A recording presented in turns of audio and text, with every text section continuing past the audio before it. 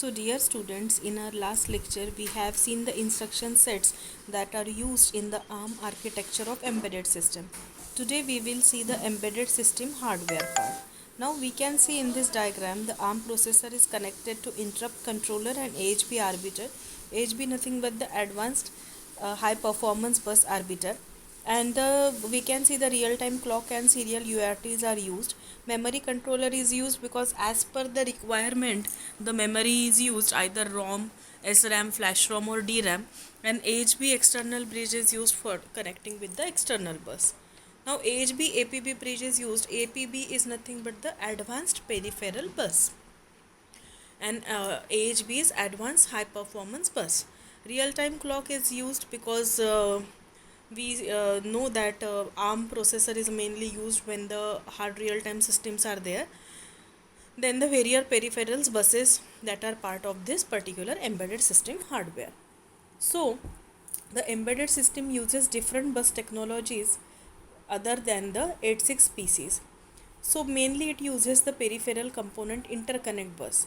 The peripheral component interconnect bus is responsible for the connections. This type of technology is external and is built into the motherboard of PC. This particular system or technique is used in the and that is inbuilt in the motherboard of PC. We know that embedded systems are more powerful and used because many and more applications are on the on chip, and because of that it becomes the compact. So embedded devices uses the on chip bus. There are basically two different classes of devices that are attached to the bus, that is bus master and bus slave. So bus master is responsible for monitoring and sending the various tasks and various processes that should be executed, and bus slaves are responsible for executing the things. And the bus has two architecture levels, that is physical level and protocol. So in that the AMBA bus protocol is used. Now what is AMBA bus protocol? So AMBA is nothing but the advanced microcontroller bus architecture. So the advanced microcontroller bus architecture was introduced in 1996, and this is adopted because this is the on-chip bus architecture, and that's why it is used for the ARM processors. This is the advanced microcontroller bus architecture is widely used because it is the on-chip bus architecture. Now AMBA introduces two parts, that is ASB and APB, that is ASB and APB AHB.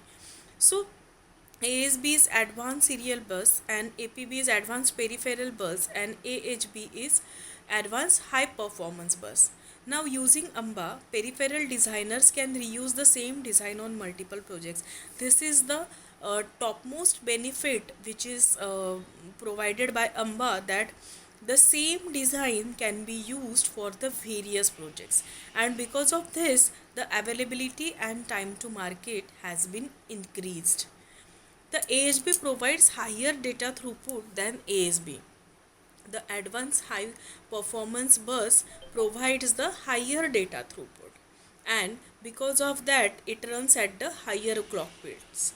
Now ARM has two variations on AHB bus, multi-layer AHB and AHB Lite.